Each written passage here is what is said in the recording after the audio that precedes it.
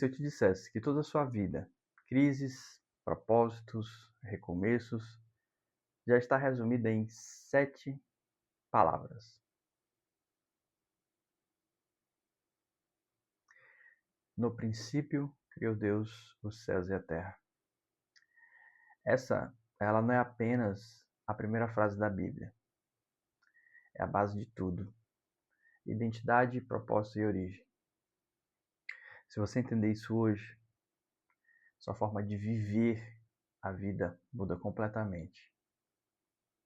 Fica comigo até o final, porque você vai entender algo que a maioria das pessoas passa a vida inteira sem perceber. 1º de maio, 4h32.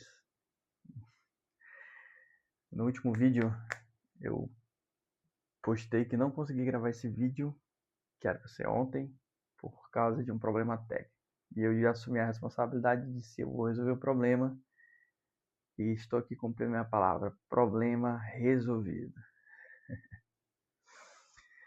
Bom, dito isso, retomando o vídeo passado, o primeiro vídeo, eu apresentei essa nova jornada, né, de desafio de desenvolvimento em 4 grandes áreas: na área material, na área espiritual,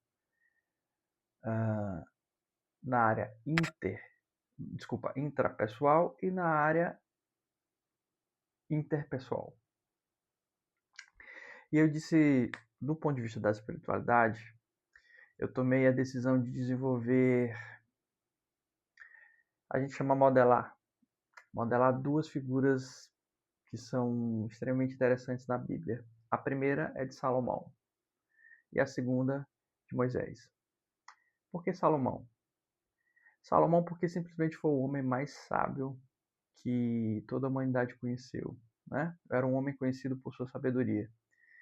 Mas a sua sabedoria, apesar dela, a história de Salomão, ela não foi uma trajetória de integridade 100%. Por outro lado, a Bíblia conta que nenhum homem teve acesso tão próximo ao Criador quanto Moisés. Então esses 2 exemplos eles servem para me guiar. E nessa busca pela sabedoria e nessa busca pela presença, eu decidi, primeiro, me aproximar mais de Deus, né? Nesse processo de desenvolvimento da espiritualidade e também estudar um pouco mais sobre esses 2 caras. E a Bíblia ensina que o princípio da sabedoria é o temor a Deus.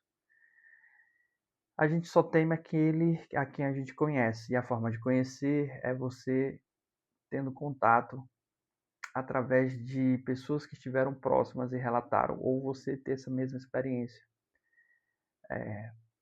Moisés era um cara que tinha essa proximidade com Deus. A Bíblia fala que ele falava com Deus face a face, né? Então eu me propus a me desafiar a estudar o que esses caras, como é que era a vida desses caras. E nada melhor do que a gente começar estudando ali o livro de Gênesis. Dito isso, essa foi minha breve apresentação, minha breve justificativa de por que eu estou nesse processo e nessa jornada. Eu preparei um roteiro aqui e a gente vai seguindo por esse pequeno roteiro. Bom, no princípio criou Deus os céus e a terra. Vamos fazer um pequeno exercício mental aqui. Imagina esse cenário. Não existia tempo, não existia espaço, não existia absolutamente nada. Sem luz, sem som, sem forma, sem referência. E de repente Deus decide começar.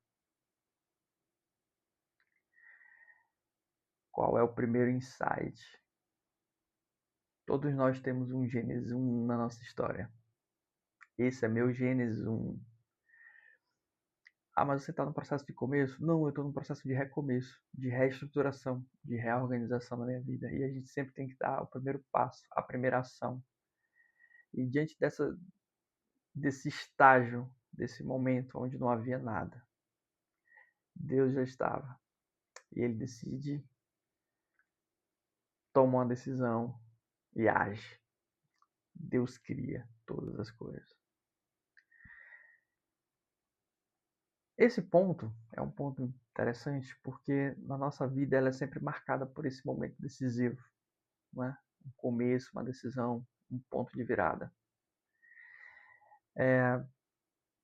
E às vezes você pode se identificar que em algum momento decisivo na sua vida você tenha vivido esse momento que parecia um vazio, sem direção, e mesmo assim algo dentro de você dizia: é daqui que vai nascer algo novo.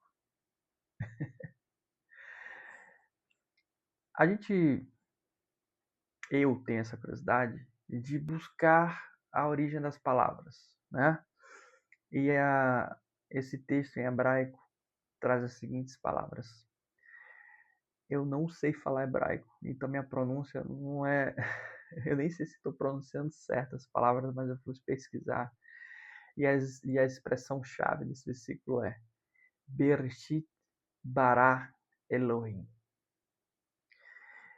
Muito mais do que um exercício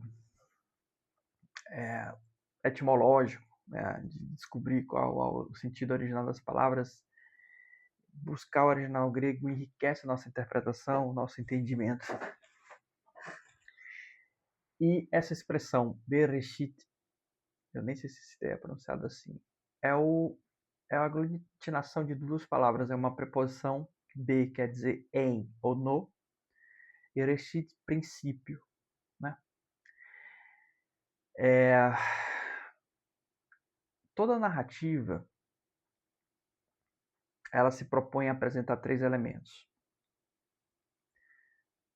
Um que, não, perdão, um quem, um que e um quando. Pode ter outros elementos, beleza, mas esses três elementos são chaves.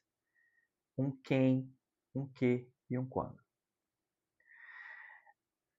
E o versículo, na estrutura semântica em que ela é organizada, e eu não sei se isso faz parte da gramática hebraica ou simplesmente por uma questão estilística do narrador, e nós já falamos no vídeo passado que esse livro ele é escrito por Moisés, né?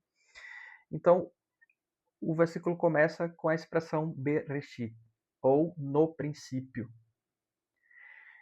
E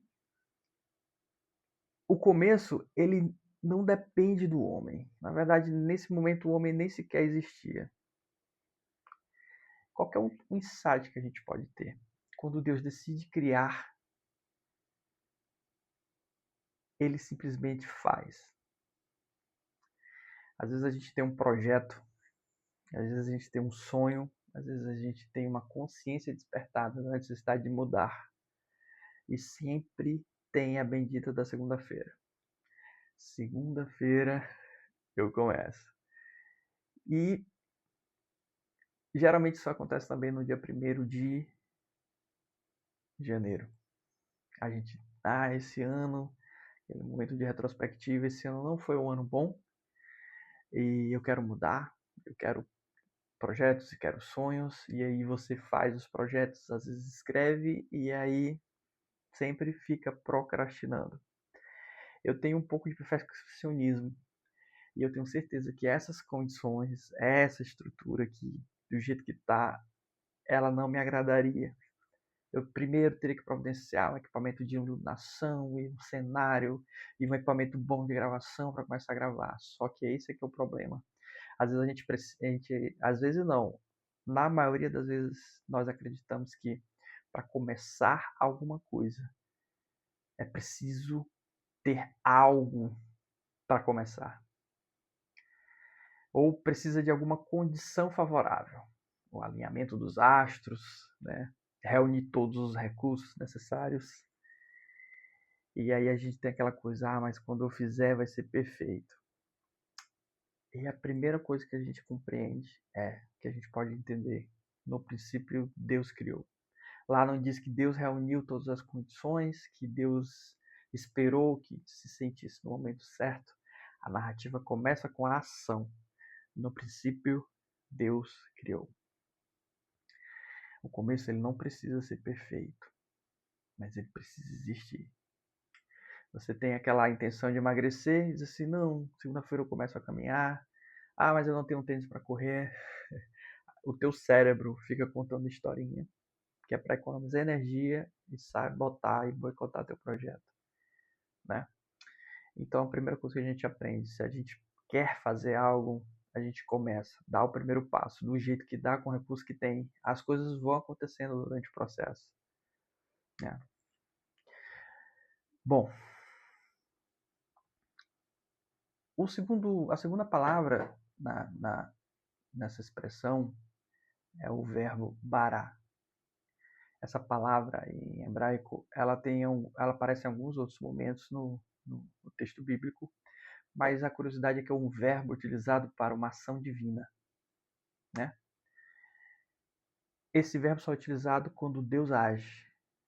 Então, o significado dele é criar.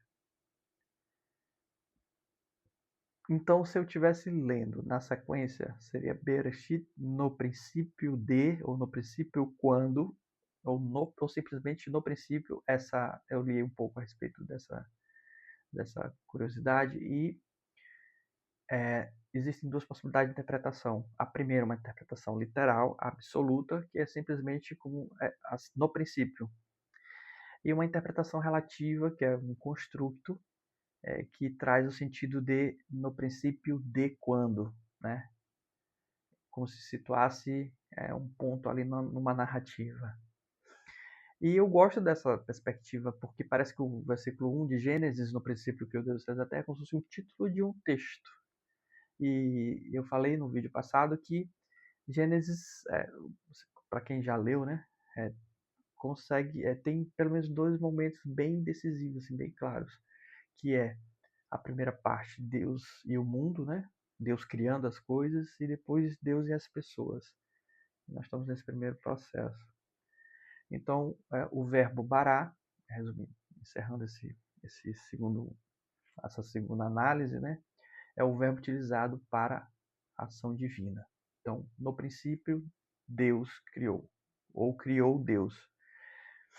Bom, lembra do início da minha fala que eu disse que toda narrativa ela é constituída de pelo menos três elementos: um quem, um quando, um que e um quando. Aí retomando, nessa estrutura, no princípio começa com quando, não é? E em seguida a ação, o que criou. Bará é o verbo que significa criou, mas no sentido de utilizado como uma ação divina, né? Quando eu leio esse versículo e fala no princípio Deus criou,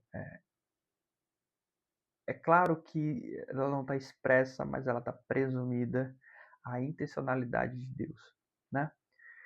O primeiro insight que a gente viu é que para a gente começar algo, a gente não precisa estar pronto. Para começar algo, a gente só precisa tomar a iniciativa de fazer, né? Esse é o primeiro insight.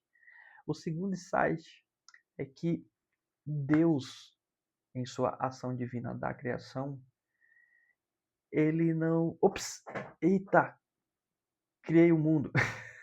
Ops, foi sem querer. Ela presume uma ação intencional. E quando Deus decide criar o mundo, ele tinha um projeto. Ele tinha uma intenção. O que me faz pensar que nós estamos dentro dessa realidade, você e eu, por um motivo e por um propósito. E esse propósito a gente vai descobrir investigando o livro de Gênesis. Mas esse versículo já é um prenúncio desse propósito, né? Nós estamos aqui porque Deus teve a intenção de nos criar. Evidentemente que isso é uma discussão filosófica, teológica, da qual eu não vou nem entrar eu já estou partindo do pressuposto, inclusive o autor do livro também, ele não está lá para provar a existência de Deus, ele não está lá para te convencer da existência de Deus, ele está lá para fazer uma afirmação, e a partir dessa premissa, dessa afirmação, ou talvez um axioma dogmático, pegando em dois termos aí que parecem ser paradoxais e antagônicos, mas pegando esse termo, partindo daí, de que Deus já estava quando tudo começou. Ai, gente, que... Prosseguindo, a terceira parte desse versículo é os céus e a terra. Eu não sei pronunciar as palavras, são duas palavras também, e tem um conectivo, né? Céus e terra. E a interpretação dos comentaristas é que céus e terra é o significado de tudo que passou, de todo o plano material. Antes havia Deus, e é isso que é a grande sacada, é que ele já estava. Deus cria o tempo. Quando ele põe um começo para as coisas, porque ele já estava antes do começo. Cara, aí é fantástico. A expressão, eu pulei porque eu só usei três termos de Bará, Elohim. Tem uma curiosidade sobre essa expressão, Elohim. Elohim é uma palavra que significa majestade, rei, todo-poderoso. São expressões assim de soberania. Entretanto, é uma palavra que está escrita na forma plural. E os teólogos vão dizer que ali é o fundamento, o alicerce da doutrina da triunidade. Ou em outros preferem o termo da trindade. Porque o verbo está no plural. E, como eu disse, eu não sou especialista em hebraico, mas pelo que eu li, tudo indica que o verbo está no singular, mas de uma forma que concordasse em número com a expressão Elohim, que é essa expressão majestade no plural. Eu não sei se isso tem a ver com, de novo, uma questão estilística ou uma questão semântica, gramatical, porque Elohim, no plural, concorda com Bará, que é singular. Então é como se fosse eles fez. Ou as majestades fez, né? Sou estranho, parece que é um jeito assim meio regionalista de falar, mas enfim, é uma peculiaridade do verbo lá no hebraico. Mas isso já é um indicativo de que a pessoa do Pai, do Filho e do Espírito Santo estavam ali juntos, já pré-existentes a todo o universo, a toda a criação. Eles estavam lá. Isso é retomado no ato da criação do homem, porque o verbo vai estar no plural. Façamos o homem à nossa imagem e semelhança. E esse é um ponto fundamental sobre identidade, nós iremos analisar mais lá na frente. Continuando, os céus e a terra, a totalidade da criação. Como eu iniciei o vídeo, disse, olha, imagina uma situação onde não havia nada, e aí esse nada, ex nihilo, passa a existir, né? É Deus organizando o caos. É Deus criando onde não existia possibilidade. Aqui é um ponto fundamental. Esse é um ponto fundamental. Mas eu já ia entrar no assunto do próximo vídeo. Então nós vamos ficar hoje por aqui, recuperando as informações que nós vimos hoje. Toda narrativa apresenta três elementos. Um quando, na estrutura do versículo. Um quando, um quem e um que. Um quando no princípio. Um que, um quem Deus. Um que criou os céus e a terra. Né? O que a gente pode presumir dos atributos de Deus, ponto, é que o tempo não limita. Quando o tempo começa, ele já estava. Eu posso aprender que esse ser é um ser eterno. Por isso a gente se refere aos judeus, né? Os judeus eles costumam se referir para o Criador, o eterno. Né? Eu acho que é a primeira informação que a gente tira. A segunda é o próprio a ação indicativa do próprio verbo, criar. Então, o eterno também é criador. E o terceiro atributo que eu consigo identificar em Gênesis 1, o terceiro atributo de Deus ele é eterno, ele é criador e ele é poderoso. Porque é um ser que tem a capacidade de criar. É um ser que tem a capacidade de fazer ex nihilo, do nada. Nós vimos também alguns insights. E amanhã eu tenho que firmar esse compromisso mesmo, que é para eu não esquecer. O vídeo ficou longo, mas a proposta era realmente essa. Amanhã nós vamos continuar e vamos ver o que outros ensinamentos a gente pode ter. Eita, mas esse vídeo foi só sobre um versículo. Eu não tenho pressa, eu não tenho essa pretensão de esgotar, mas de aproveitar cada pílula, cada fragmento, cada pedacinho e tentar abstrair ou apreender aquilo que pode ser aplicado na minha vida. Então, conhecendo Deus, eu aprendo 3 coisas sobre Ele. 1, que Ele é eterno. 2, que Ele é criador. E 3, que Ele é poderoso. Né? Quando eu tenho essa perspectiva a respeito de Deus, a forma como eu me relaciono com Ele tudo muda. Né? Muda porque eu adoto uma outra postura. E o princípio da sabedoria é o temor ao Senhor. Esse temor é respeito. Então, quando eu tenho consciência de que se Deus é um Deus eterno, é um Deus criador e um Deus todo-poderoso, soberano, eu me posiciono em relação a Ele com humildade, com respeito, e coloco numa posição em que me possibilita, né, aprender mais sobre Ele. Eu espero que esse vídeo, né, ele tenha te abençoado de alguma forma e que Deus possa abençoar a tua vida e que você também esteja nesse propósito, né? Te desafio também a também fazer o mesmo, transbordar, compartilhar da tua experiência, da tua leitura, do teu conhecimento com outras pessoas e que dessa forma você possa estar ajudando as outras pessoas também, tá? Eu espero que Deus abençoe. A minha oração é para que o Eterno abençoe a tua vida, que o Eterno, que o Criador crie na tua existência aquilo que Ele estabeleceu desde a criação, que Ele traga para a tua realidade esse propósito de despertar em você a identidade que foi criada desde o início e que nós iremos ver melhor nos próximos estudos. Que Deus te abençoe fortemente, a tua casa, a tua família, os teus projetos e que você tenha um ótimo, excelente feriado. E eu vou estudar minha guitarra agora. Fique com Deus. Um forte abraço. Tchau, tchau.